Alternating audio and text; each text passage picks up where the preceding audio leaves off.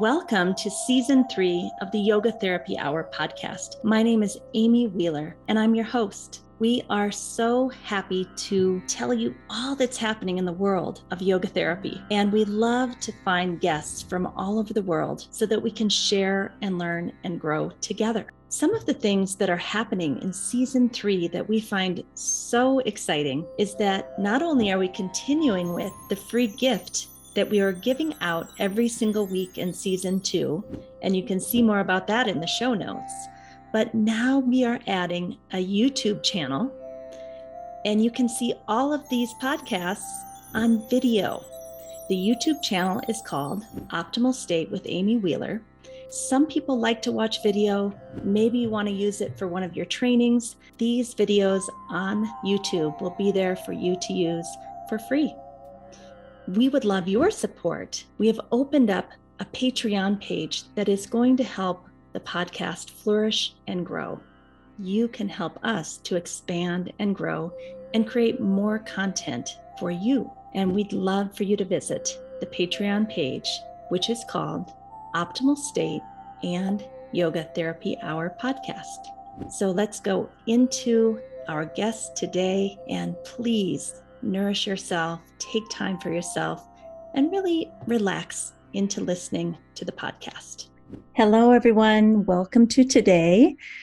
This is a discussion with Shyam Ranganathan that I have been really looking forward to. Some of you heard Shyam speak at Sitar this year, and he's written some articles for Yoga Therapy Today. He is in the Department of Philosophy at York University. And I just want to read you a little bit about his bio, because he's a very unique person in that most of the people in the yoga world, they are not looking at yoga from a very, very strong philosophical perspective. So he says, I am a translation theorist, a philosopher, and a teacher. I write on ethics, political philosophy, philosophy of thought, philosophy of language, philosophy of religion, and Asian philosophy, especially Indian philosophy.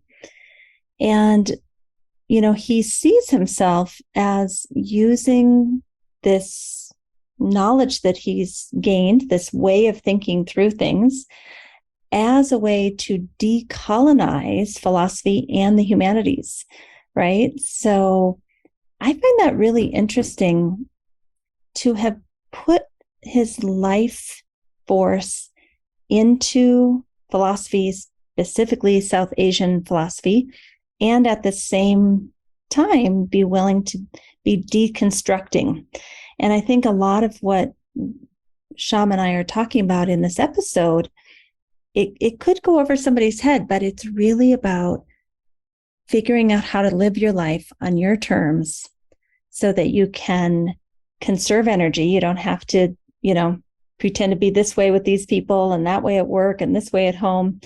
You can conserve and consolidate your life force to show up as you are, living your life on your terms and just being you. And that's really what we're trying to do here with yoga. We're not trying to perfect triangle pose. We're not trying to rid ourselves of all the negative habits. We're not trying to lose weight. We're really trying to show up authentically, where we are very connected to ourselves and we can feel comfortable in our skin. That's what all those fancy degrees and all the things that I just read to you about Shyam, that's really what he wants to bring forth. And another way to say it is that you might have enough space inside of you, but also outside of you, to occupy your own life with a sense of, this is who I am, and I'm okay just as I am. And I love that he pointed out that this is not like a libertarian kind of thing where I'm just going to do whatever I want, however I want, so I feel good all the time. Really, it's not that. We are in families, we are in communities. We're not always going to get our way. There are going to be struggles. It's not a selfish way to live. Of course, you're going to take care of others. That's assumed. And you're not going to forget about yourself. You're here to do this work with your own soul. So I really hope you enjoy this conversation with Shyam. We didn't have a huge plan, but a lot of you are telling me that those are your favorite interviews, where we just kind of wander around and you're baking or something while you're listening. It's almost like having two friends talking in the background, and I really like those conversations too. So welcome to Shyam, and I'm really happy that he decided to join us.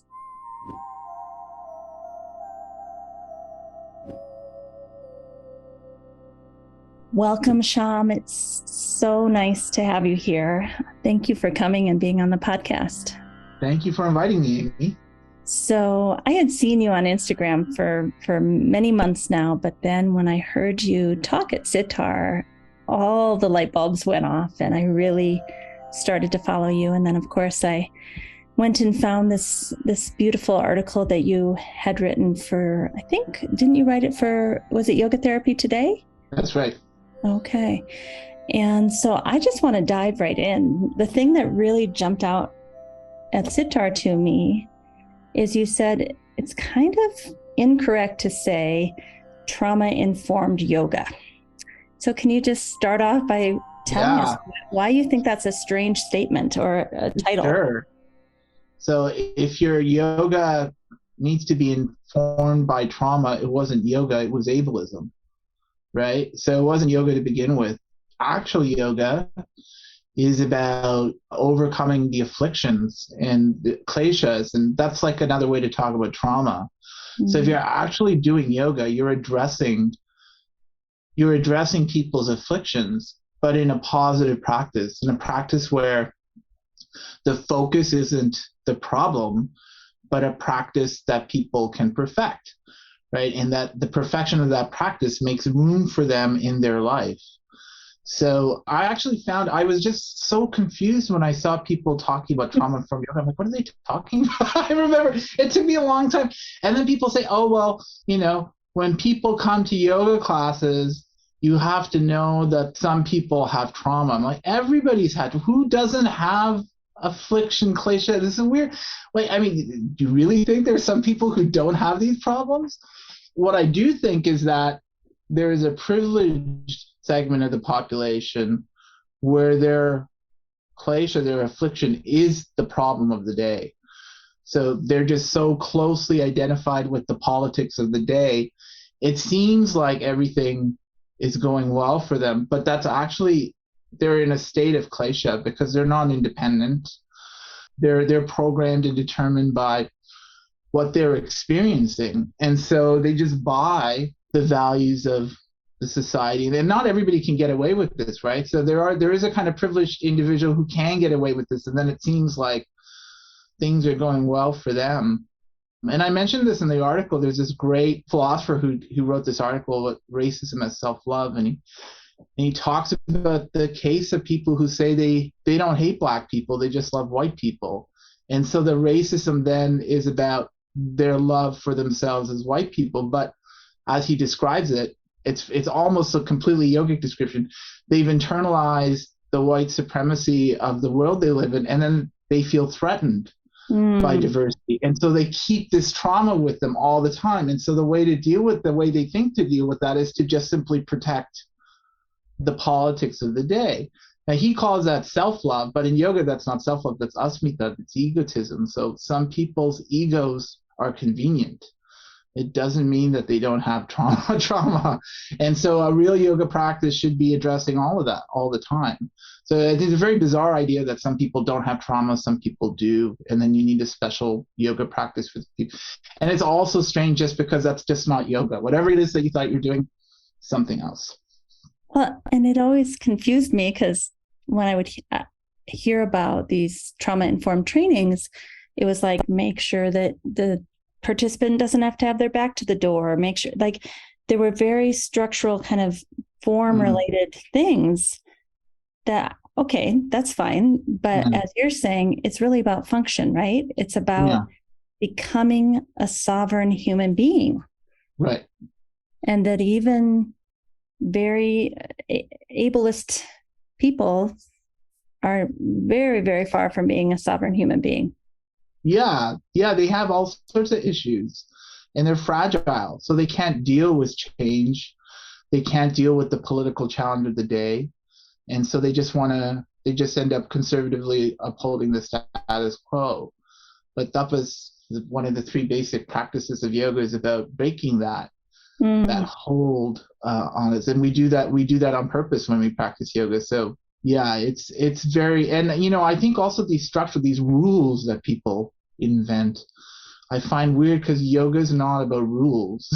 Right. Because let's say you think you've figured out the rules, right? There's still going to be someone for whom they're going to still be marginalized because they can't somehow function and comfortably and with those, like, every time you think that you've kind of described in detail how things should go, you're already setting boundaries and someone's going to be marginalized. So I think but yoga, that's not yoga. Yoga is this devotional practice to what we have in common, which is an interest in Isha sovereignty. And so then it's a practice of solidarity. So you don't have to invent these rules. You by practicing, you're inclusive.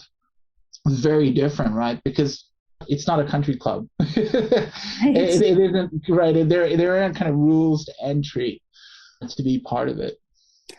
I understand what you're saying.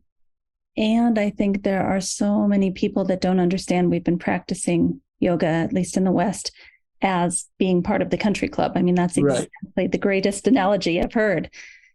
And so they just don't understand that there even is such a thing as being progressively sovereign.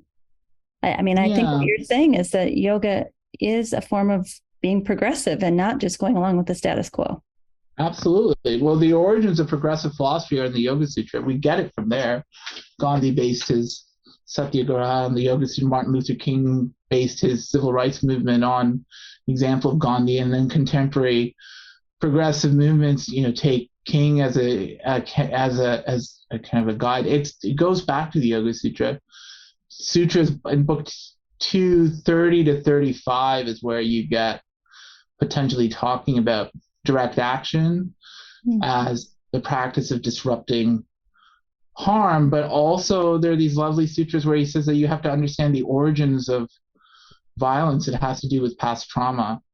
And so if you're really going to be an agent for change, you have to deal with the trauma of people who are opposed to the practice of yoga. So like if you're going to do, so when people tell me trauma informed yoga, if they were at least talking about that, I'd appreciate that there was some basis for it. But at any rate, it's a practice that recognizes that, we are not, this perfect life is something we work towards. We're not born that way. So it takes work, and it's an ideal. It's something that you aspire to, and then you can't take things for granted, right? That's just part of the practice. And I think when people think about yoga, they often take a lot of things for granted. I'm often amazed at how much people take for granted. They think they know on the basis of very little learning or work. It's usually just what someone told them.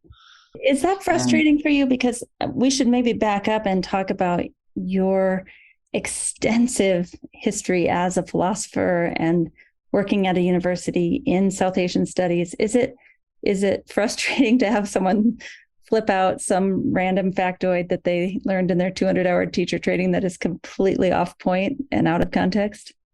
The mistakes or the misinformation is less alarming than the idea that because someone's gone through that training, they know. Right? I find that concerning, and it also speaks to the ways in which people don't value or appreciate what research is. So, one way to think about research is to be a student when there's no one to teach. So you have to go figure out the answers to these questions yourself, but you have to do it methodically. Otherwise, it's just you making stuff up, right? So then you need a procedure that allows you to process the data, and that processing of the data has to be different from how you feel about things or how what you believe. Anyways, this is actually the way yoga is defined at the start of the Yoga Sutra. Yoga is chitta vritti nirodha. So yoga is this practice of ordering, stealing, organizing mental data, then the seer can abide in their own essence, or then they're free to kind of take stock. So real yoga and research, they're the same thing. I think, I find it very alarming when it isn't even on their radar, right? They're so convinced of their beliefs. We see this over and over again, like in COVID or pandemic, with whether you should get a vaccine. Like some people are less like they just decided, or they read a blog or something, right? Meanwhile, there are people who are actually doing research and that's so easily written off. But this is, I think, an expression of trauma, but it's also ego. So I find that interesting. I find that, like, when I do show up, I show up as someone who's done research. And for most people, they think that means I read like more books than them or something like that, right? Like that's the way they're thinking about it, or I took more trainings than them or something. What I'm hearing you say, I think, is you have remained open to all possibilities with a receptive mind to try to find truth, even if it doesn't agree with your current belief structure. Yeah, well, that's what researchers, they need some way. They set a question, then they have to have a procedure for processing the data. And then, there will be a conclusion to that process, and it can be surprising. So my work, I've actually, kind of one of the things that I worked on in philosophy is thinking about what that's like for philosophy. What's the procedure where we can just measure the possibilities, and then at some point we'll be done that project, and then we might be surprised.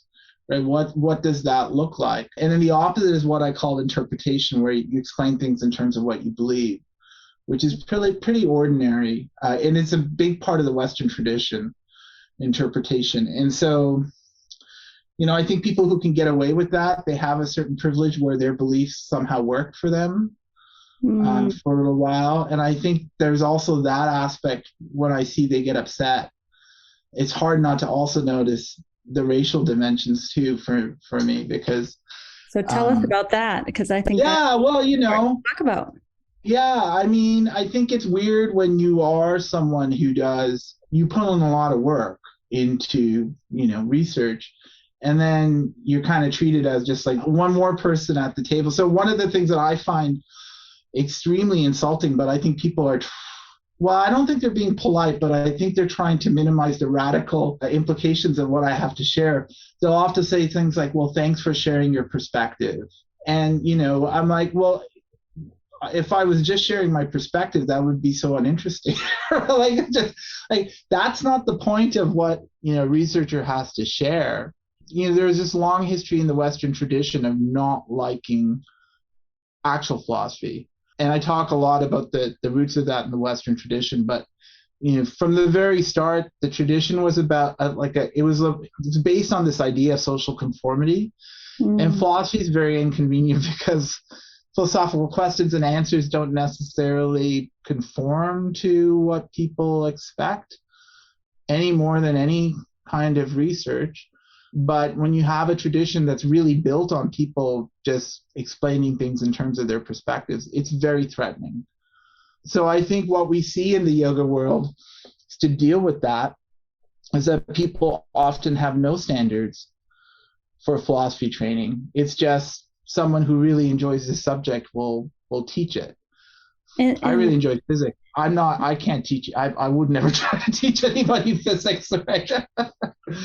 And so what you're saying is that to have an actual philosopher who understands both Western philosophy, the Eastern philosophies, can kind of codify it in their mind, and that it really takes someone with a much higher level of skill than someone who's read, 5 copies of the Bhagavad Gita or Patanjali's Yoga Sutra and has come to understand what they want to share now. It really... Right.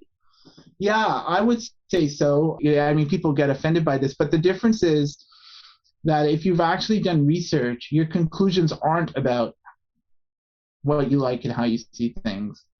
They're really just what follows from tracking the options. So you have to first be open to the options, and that requires getting over your ego then.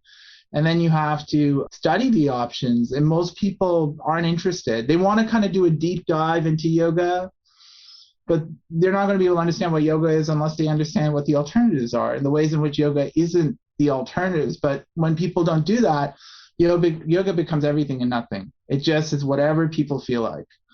They think the word can be used for, it's really just up to them. And then, of course, this ends up contributing to the idea that we don't have to take seriously this history of people working on yoga and thinking about yoga. And we don't have to, we can just appropriate. It's just whatever we feel like it should be. Yeah, there's so much there to unpack. Someone is really, truly interested in understanding the depth and the breadth of yoga philosophy. Where would you tell them to start? What would be a first step? Great. So you have to learn very basic philosophical skills that are not encouraged in the Western tradition, but these are the skills that you would need to do well in a philosophy program. So you have to learn how to extract from what you read, from perspectives, theories that logically entail the things that people are willing to say. And then you take a step back, you do this enough, you can start to see what the disagreements are and what in the ways in which the different theories are disagreeing about a basic concept. If you were to do that in South Asia, you would notice that there's several different theories of dharma, which is how they disagreed about the right choice or good outcome. And so, what I say is that unless you develop these skills, it doesn't matter what you read, doesn't matter who you study from, because you'll just end up explaining it in terms of how you see the world anyways. Without these skills, it doesn't matter how much, what you call reading will just be you opining. Reinforcing your current beliefs. Yeah, right, for sure. So in yoga, right, this is asmita, this egotism, and it's actually an ingredient in klesha, in affliction, because when beliefs are an attitude that something is true, is actually, if you're in a state of belief, it's passive. You've given your assent to a thought, and then you organize your life as though that thought is true. And then you don't ask, you can't question because it's how you are organizing everything.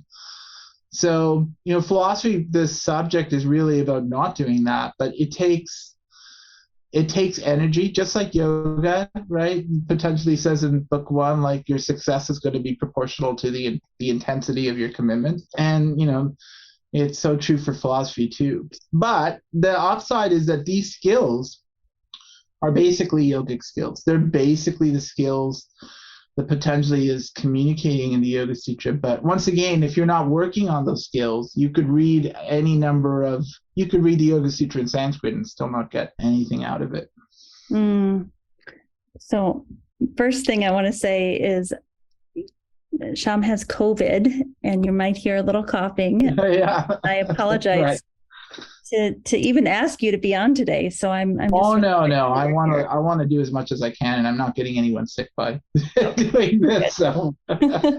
So just in summary to this part that we've been talking about, it sounds to me like you're saying true yoga means not just deconstructing our mind, but literally kind of doing our best to let go of our beliefs and be open to what the data is telling us. Yeah, but that takes what you have to do something. So there's always a procedure. It's like vote counting. You could just decide who won, or you could have a procedure for counting the vote. And the procedure, you don't know how things are going to turn out, but you just apply it and you can be surprised. So that's yoga. Yoga is that type of procedural intervention, means that you can be surprised, but it also means you can learn. Right? The other case where you've just decided who's won, there's no learning, right? You'll just always be convinced that whoever you thought won. I mean, the opening lines of the Yoga Sutra basically lay this out. And then what follows are discussions about the ways in which what we contemplate can influence us when we're not completely in control and responsible, and the kinds of remedies we can employ to get our agency and independence back. first of all, there's a whole lot of people that don't want to go to this much trouble. They just want to stretch their hamstrings. And I'm not talking to those people. Go stretch your hamstrings. But for the people who are serious about engaging in this kind of mental cleansing, if you will, I don't know what you would call it. I like that. I think a big sticking point is finding a qualified person with integrity that you can trust, that will show you the system of how to look at these theories, how to find the disagreements between the theories, how to learn how to be surprised. It's not easy to find somebody that has that whole package. Would you agree? Yeah, for sure. So one of the things that I tell people, like often people will get surprised at what I'm teaching because they haven't heard it before. And then they'll think that that's evidence that somehow this is just my view. And my response is, I can teach you these skills and then you can go out and do the work for yourself. A really good teacher should be sharing those skills with you. Now, it's part of the Western tradition to think about knowledge in terms of beliefs. And so what people usually want in a Westernized world is they just want to be taught what to believe, right, which is remarkable because people who want that are basically asking to be manipulated because they've given up their independence to someone else who will tell them what to believe.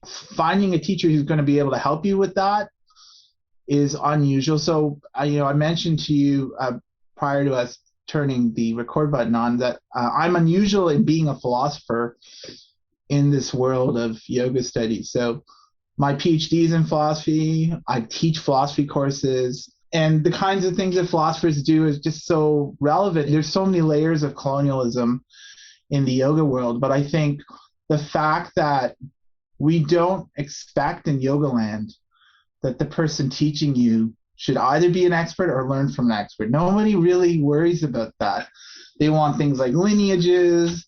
They want to know that they can basically market usually some connection to some guru or something like that. So yeah, there's a kind of motivational mismatch between why people are willing to engage in yoga education, quote unquote, and what they really need to do to actually learn.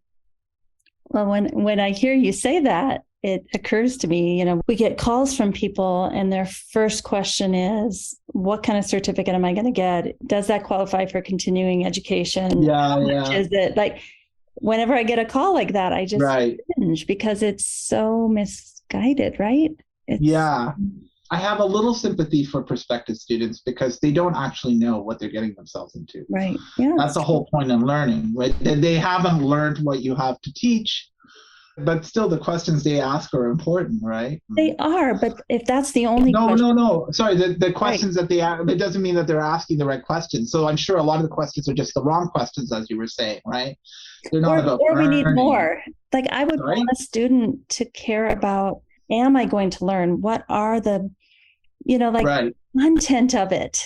Like that, to me, is what's so exciting. When I went all those years to India, I didn't know what they were going to teach me when I showed up, but I had the faith and trust to sit there and wait for whatever gift I was going to get that day. I just feel like we don't have that in Western society. Yeah. One of the things that happens in the Western world, so it comes to a great surprise to many people that the models that people use for yoga education are actually from Plato and Aristotle. No, they're not South Asian. So Plato dreams up this pyramid scheme, this top-down model with the guru, the enlightened guru at the top, who dispenses knowledge, and then everybody's there to see how far they can. Basically, they're trying to prove their competence and by going up as far as they can in the hierarchy. So there's that one model.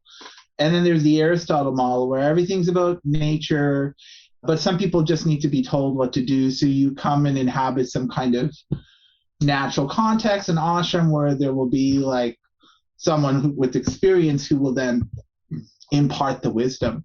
The actual traditional South Asian pedagogy was way different. As a student, you were signing up for the rigors of whatever is being taught.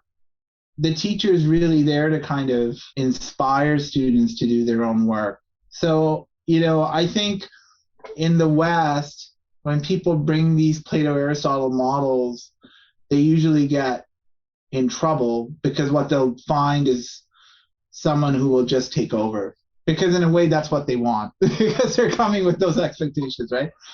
But if you can have this more exploratory attitude, then I think you can try lots of different teachers, try lots of different trainings. You can, learn what there is to be learned. And you're right, that's not very traditional in the West. But are you saying, Shyam, that the South Asian way that it was always done to inspire the student to do their own work? I mean, I think you're saying that's the way we should be going, yes? Oh, yeah, for sure. That's why universities are useful places, right? Because, a professor at a university doesn't program students with knowledge, right? A good teacher, a good professor is going to create a context in which students have to do their own work, but they can learn, right? That is, the environment is structured so that when students put in their own work, they can learn something new. Just because you enroll in a course doesn't mean you're going to learn anything, right? Unless you're going to take the class seriously and keep up with things, and that's the far more South Asian model of you're here because you chose to be here and you've signed up for a challenge. And now the rest is on you. Yeah. And if students aren't okay with that, I don't know how they'll ever learn anything because they'll just want to be spoon-fed or something, which isn't learning. What I find interesting about that is that I think through K through 12 and through college, they've been programmed in this more Plato way that when you actually do it the other way, they think you're maybe not doing your job, or how come you're not so structured or organized? Yeah, for sure. I've had I wouldn't say a lot of pushback, but some pushback where I'm like, no, I'm giving you this thing for you to do the work. And they're like, wait a minute, where's my recommendation and my quiz? Yeah. So it's just surprising, but the more you give to students, the greater responsibility there is for them to learn, and the less they'll think you're teaching. For instance, I had a student complain once that I didn't teach anything in my class. He had to do all the work himself to learn. And I was like, that's awesome. I just taught you, that's me, right? But the student was I'm so a star. Angry. Yeah, I mean, that was the student feedback was abysmal. But I'm like, no, I did exactly what I was planning to do if you were able to learn on your own. So, in the Yoga Sutra, Book 1, Ishvara is the first teacher. What does that mean? That sovereignty, the ideal of sovereignty is there's no other way to learn except for being devoted to Ishvara, because that means you take on the responsibility of doing the work yourself. And that's what it is to learn. So of course Ishvara was the first teacher, taught all the earlier teachers, and is still the only teacher that you absolutely need. Everybody else is there keeping you company, but that ideal is what propels a student to learn. That's really a beautiful thought. I really like that. So if you're teaching students, how do you set this up for them to let them know that, hey, I'm going to be giving you a little bit of scaffolding. I'm going to put you in the right direction, but you have to do this for you. I can't do this for you. Right. You say that up front so they have the proper expectations? I just make it more clear as to what I'm expecting them to do. And then I tell them why I've structured the course that way. So I structure this independent work because it promotes students being engaged in learning. I say these things. And sometimes students do notice that, the weekly small assignments where they have to answer a question and they'll only be able to do it if they did the reading or something like that. That works, right? People who would otherwise just not do the reading are actually doing the reading.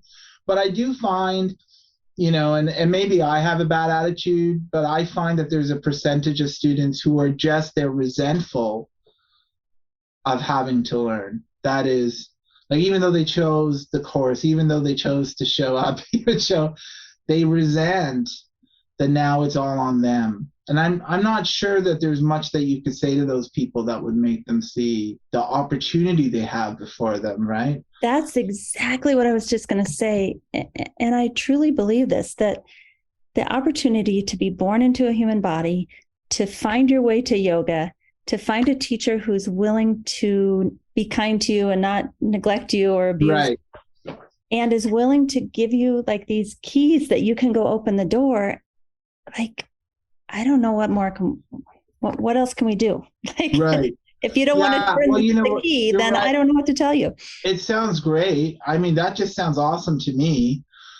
So for instance, I think one of the reasons that it's only a small minority of people who'd want to learn from me is just that I'm not here to really do your work for you, right? So it's, it's so obvious that I'm like, oh, there's so much to learn. I will share this with you. Now you have to learn this. It's hard when it's so much. It's hard to paint it as super easy. It'll take effort. You'll have to take the time. But like, if you're willing to do that, anybody can learn. Like, I mean, so people, and this has a lot to do with the way our economy functions, but people want quick everything. Yeah. And cheap. Right? And learning is not quick. Learning is like a very slow process. Do you think it's tied to the amount of shraddha that they have? So if they had more shraddha, they would be more capable of sticking it out? Well, more inspired to go down I see. a difficult path, more connected to themselves and something larger to want to put in that effort. I'm just thinking of chapter 1 of the Yoga Sutra that. Yeah. So I think with Shraddha, like that already requires a fair bit of discernment. You have to understand what you're supposed to be optimistic about, not just everything, the practice. What does that mean? Right. So I think students who've done that much work, yeah, for sure. It's interesting. I think that this is where trauma comes in. I think some people have kleshas where the very challenge of having to understand something that they don't see, that isn't how they come to this point, is very upsetting to them. Because, an ego, asmita is just this definition of yourself in terms of like how you see the world, or, your perspective. And when you have ego, it wants to say it's everything. But since it's just a perspective, there's always so much evidence that it's nothing, it's worthless. And so I think people who are ego-driven are constantly having to deal with these insecurities of being nothing. And they don't want to let go of that ego because that's who they think they are.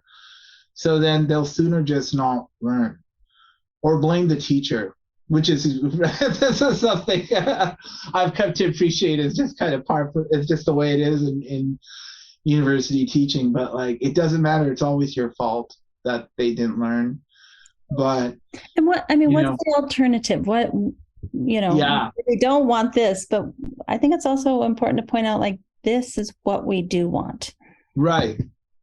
So I think what we want is we want to structure an environment where the learning is not about anybody's perspective.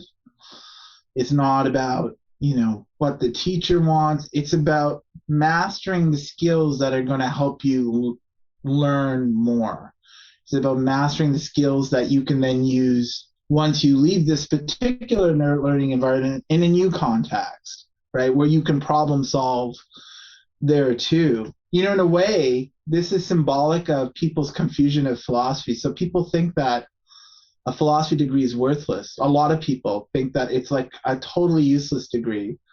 But there have been all these studies. First of all, philosophy grads usually like score nearly as well as math or physics students on all sorts of standardized tests. And this is weird for people who just kind of look at the wall. But also, mid-career, the average income of a philosophy grad is higher than any other non-professional degree. And that's because when you're learning philosophy, you're learning how to think for yourself and problem solve. And so you are working on the skills you need to reinvent yourself. So there's no job after a philosophy degree to be a philosopher, but right.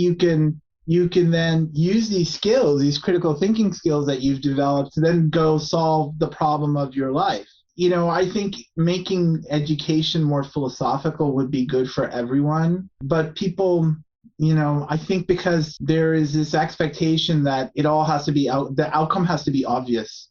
So if I learn this, what will happen? What will I be able to bank on? Right? Well, nothing.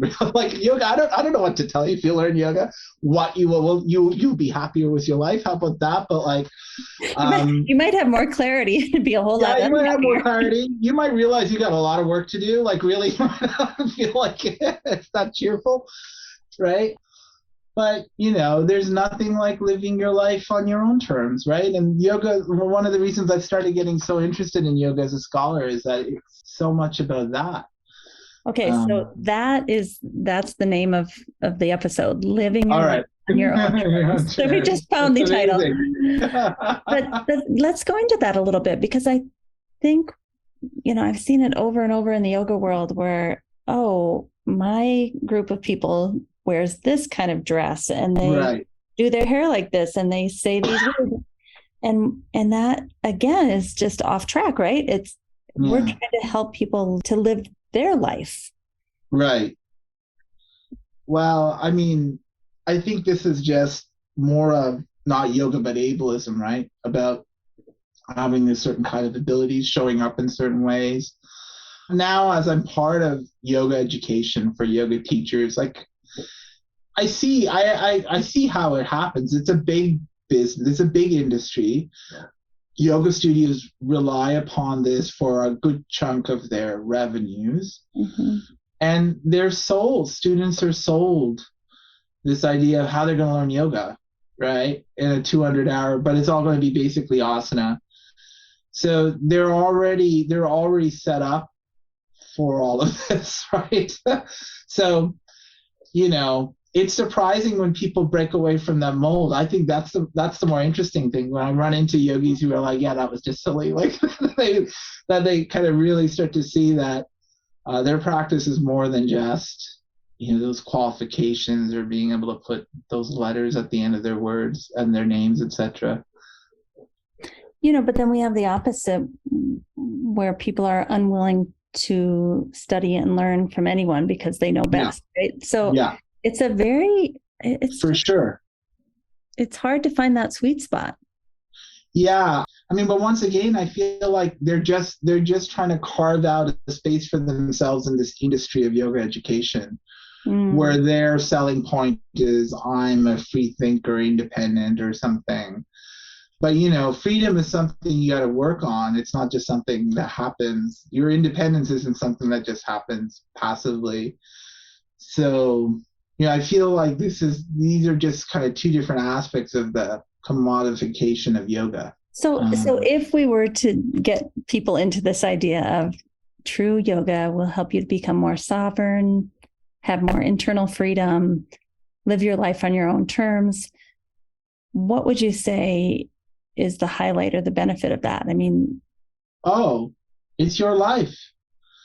I mean, your life should be lived by you, right? I think that's what yoga taught me, or I didn't realize how it was a philosophy of that space for each one of us to occupy our own life. I found it very comforting and soothing because so much of the trauma is about trying to conform to other people's desires or expectations for themselves.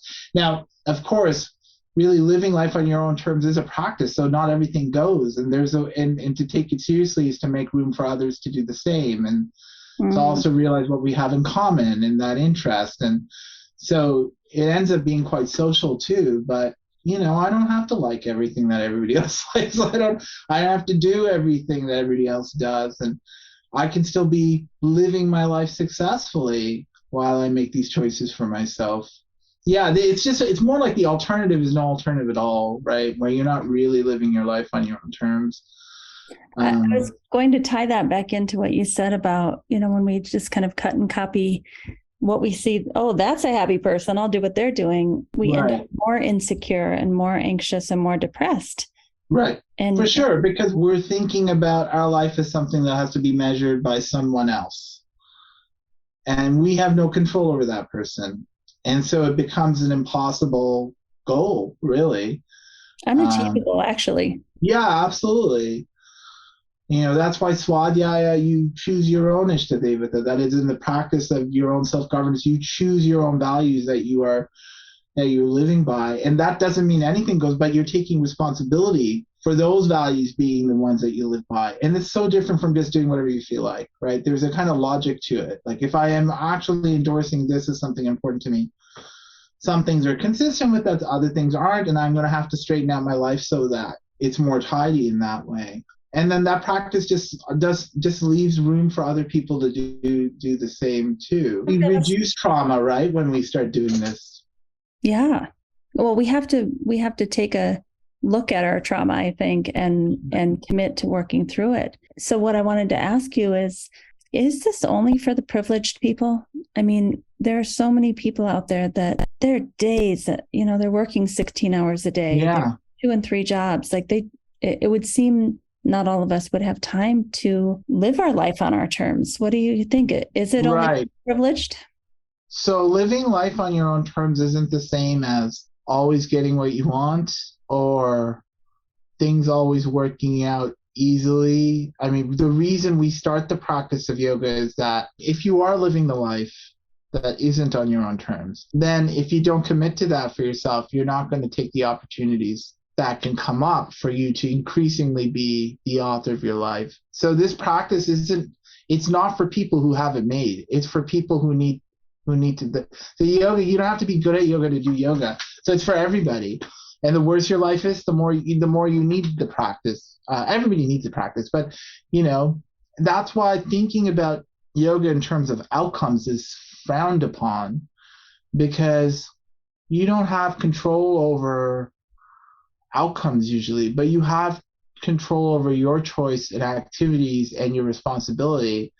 So the more you can focus on that, the more you make room for yourself in your life.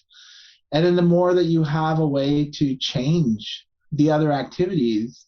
When you realize that yoga is just about living your life as a person successfully, then it involves having to work the 9, like if that's what you have to do to pay the bills, that's part of it too. So what I think is really only for the privileged, or I think something more like asana practice, that's a pretty cushy thing. I'm not saying it won't be useful to other people, right? So I'm very impressed with the teaching of prison as yoga in prisons or in schools, and so there's a lot of options, asana practice basically, right? And that is very therapeutic, but you have to have the time, you have to have the wherewithal, you have to have someone to teach you. But the actual practice of yoga is just how you make this. So the actual practice of yoga, so maybe we just get to the actual practice of yoga, potentially teaches us this at the start of book 2, 3 basic kriyas, activities, which is devotion to Ishvara sovereignty. And then what does this look like? Well, you have to practice your sovereignty by tapas, challenging yourself, being unconservative, and swadhyaya, self-governing, owning your own choices. So, when you are always doing that, you are always showing up as yourself, and you're also simplifying. So you're still doing that when you show up to your whatever job you don't like. It'll still be a job you don't like, but it'll be a lot easier for you to do if you're making room for yourself. I'll give an example. I mean, it seems a little etheric or something, but yeah, sure. I just retired in May, and I worked for 25 years at a university, and I was the kind of the weirdo in the department because they didn't understand. I was in a kinesiology department, and they're very much on physiology and biomechanics. And here I am over teaching, practically about Yoga Sutra in my kinesiology classes. But I was okay with that. I was okay to be the oddball. Yeah. Okay. Right. To walk by campus and have people just kind of say hi, but really never get invited to anything. Yeah, right. Not develop very many close friendships just because I think I was an oddball. And I was living my life on my terms, and I didn't feel badly about it. And I don't even feel a loss. I just feel like I got to be me. Yeah. And that's good. For sure. I think that's a lovely example. Like when you're practicing, you find a way to hack like what you're doing so that it becomes part of your practice. And so then you're not living 2 lives. Right. That's just simpler for us. It's hard to keep track of all sorts of different lives, and just living the one, you're always doing the same thing. You're always practicing wherever you go. It releases a lot of energy, right? That you would have been using to trying to compartmentalize your life.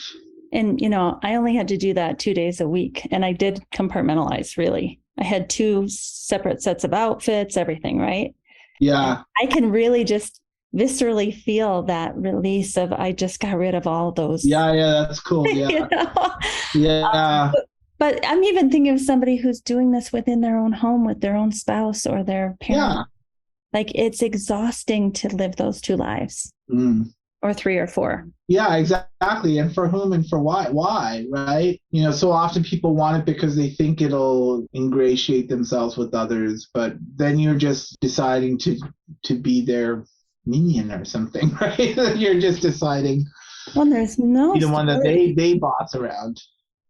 And there's no stability in pretending to be somebody else, and eventually it's going to all come out anyway, right? Yeah, absolutely. Yeah, for sure. Yeah. So as we get ready to, I wouldn't say close, but getting closer to the end, what do you think is the key component in knowing who you are, liking who you are, living your life on your terms? Like, what, if you had to pick a gem, what would you say is the thing? Well, I think that ends up happening when you are allowing yourself not to be determined by your past, by Tapas, and you really are then owning your choices going forward. And, that allows you to relate to yourself, not in terms of issues or problems that you would have had. And I think when you're like that, I've noticed I'm a likable guy because I'm understanding myself without the issues, right? I'm not bringing all of that baggage with me. So self friendship certainly starts to become something you can engage in because you're not internally antagonizing yourself. Wow. I think everybody wants that. I think it's the commitment to saying, I'm actually going to go for that, and then doing the work is. Yeah, right. Doing the work. So I hear sometimes people say, forget it. It's this weird libertarian thing. I'm not interested in what anybody else has to say. I'm just going to do it my way, right? I'm still interested in what other people have to, I'm interested. Other people are interesting. I'm not framing living on my own terms and in a way that excludes others. So I think, doing the work, I think when you have an ego-based life, doing the work is scary because the work, it seems like a kind of violence to the ego. The ego, this is kind of the self-understanding in terms of how you see the world, then feels threatened because it starts to realize that it's not going to be around for very long. And so unless you're strong and you're choosing to let go of that, you'll just hold on to that, and then you won't do the work. But you'll probably still be very dissatisfied.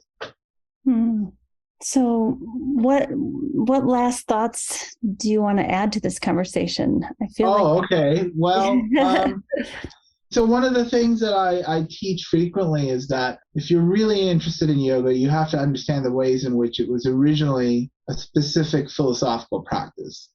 And then if you can learn that, and we've been talking about that, then everything becomes your practice.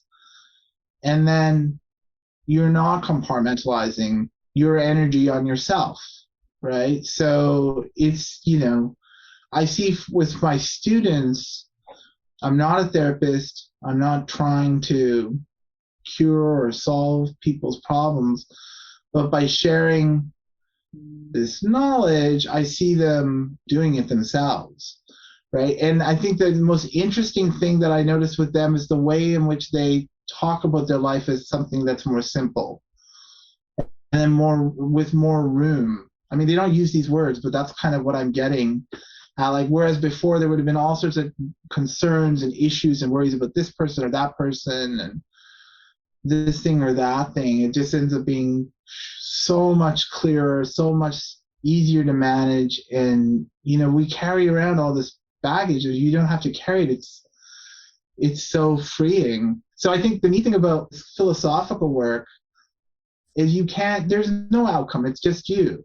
And when people want to judge the value of things in terms of outcomes, they're missing out on this remarkable opportunity they have to live their life properly.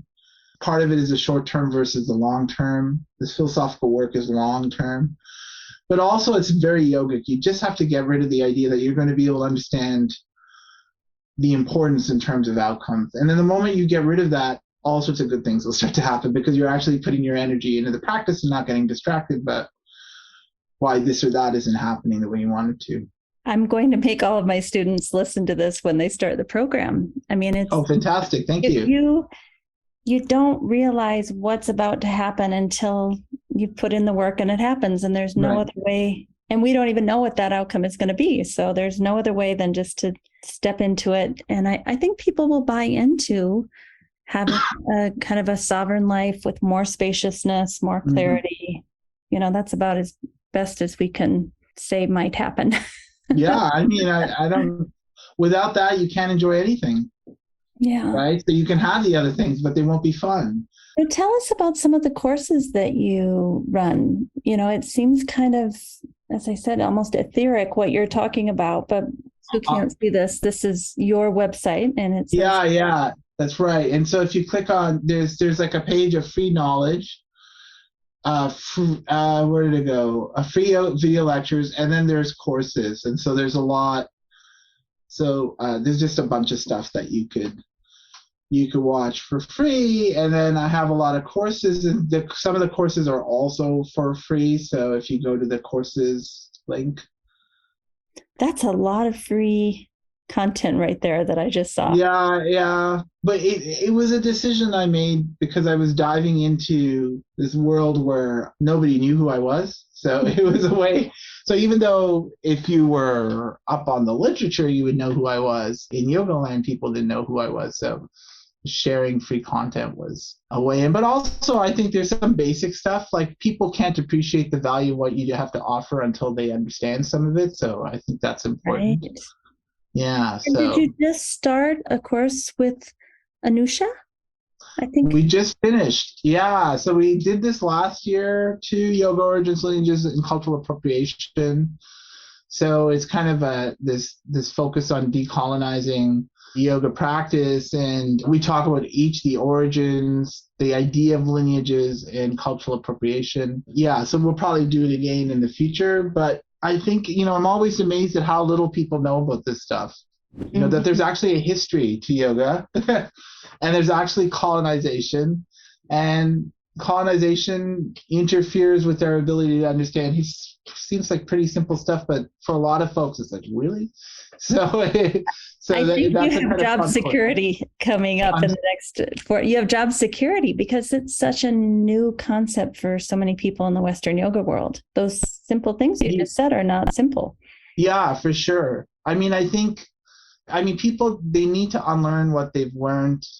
And the unlearning is the unlearning of the history of colonization. And we participate in that when we're not really interested in learning.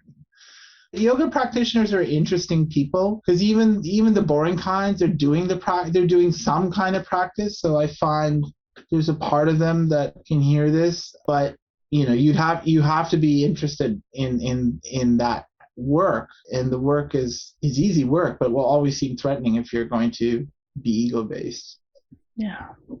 I've heard you say that several times. Yeah. I don't know how else because the stuff I teach isn't actually difficult, but I see that the problems people have in assimilating is that they bring all of their past perspectives, and then they want to understand what they're learning in terms of their past perspective. And you can't. They're just not the same thing.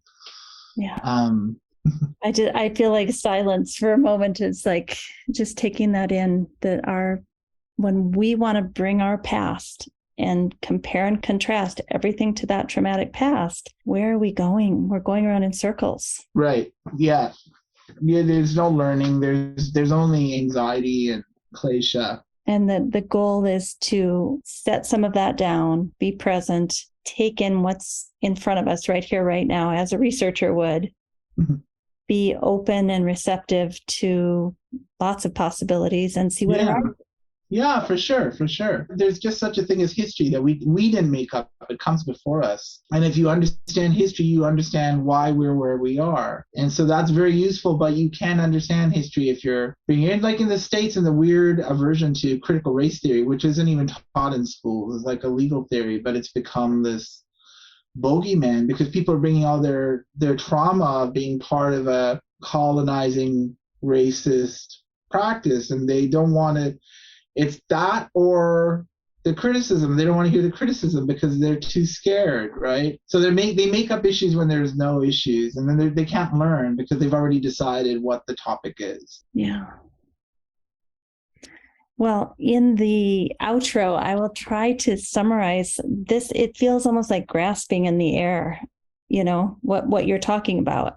And I'll try to condense it a little bit with some of the thoughts. I took lots of notes. That's and cool. And give some action steps, like, this thing that Shyam is trying to share with you is, here's where you can start. I mean, I think a good start would be to go to your website and look at a lot of your free videos. Thank you. So is there any last words of wisdom you want to impart upon us? Take care of yourself. How about that? Yeah. Yeah, very and take important. care of you. You're just coming down with COVID. It's your day. Yeah. Yes. Well, I tested positive today. I felt a bit weird yesterday, but yeah, it's my first time. So far, very mild. Hopefully it stays that way. But yeah, I managed to avoid it for 2 years. So, and I'm so grateful that you came on, even though you just tested positive. I'm sorry if I was coughing too much. No, not at all. Not at all. Thank you very much for taking the time to speak to me. Thank you. I was thinking after this interview that Shyam and I approached this interview similar to how he's suggesting that we can show up for our yoga education, but even more importantly, show up for our lives, where we come with intention and clarity and a willingness to be open and to not have so many preconceived ideas and beliefs that we're kind of locked in our own box, just trying to reinforce our current beliefs because we're so scared that if we see something that's outside of our belief structure, that somehow we will, our ego will die, right?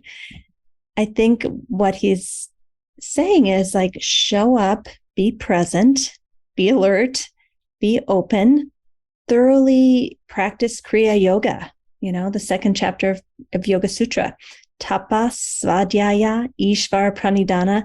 Be committed to that path and then let go and see what happens.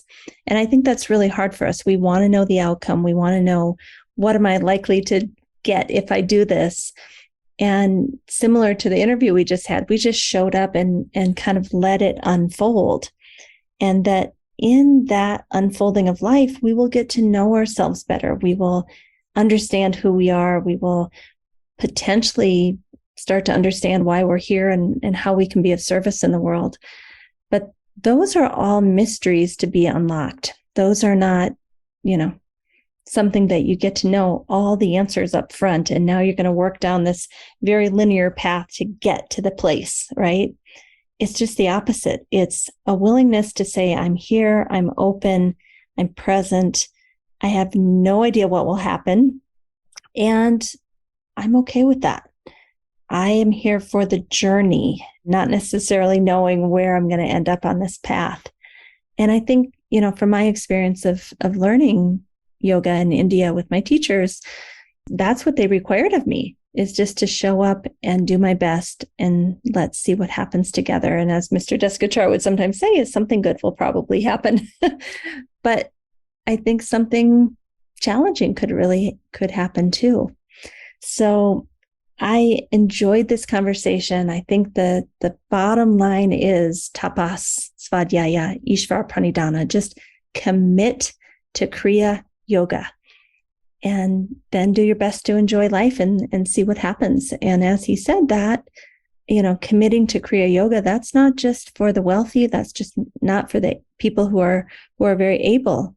That's for all of us. We can all commit to that devotion and that tapas and that self-reflection and eventually potentially letting go into something that we don't actually understand, that we call Ishvara Pranidhana. So thank you for joining us today. It's been a pleasure to be with you all. Please don't forget to sign up for our newsletter mailing list, where we give you a free gift every single week. It's usually something that the guest has been talking about, like a book chapter or an article or an infographic. Check out the show notes for that. Thank you for listening today. Don't forget, we have a new YouTube channel called Optimal State with Amy Wheeler.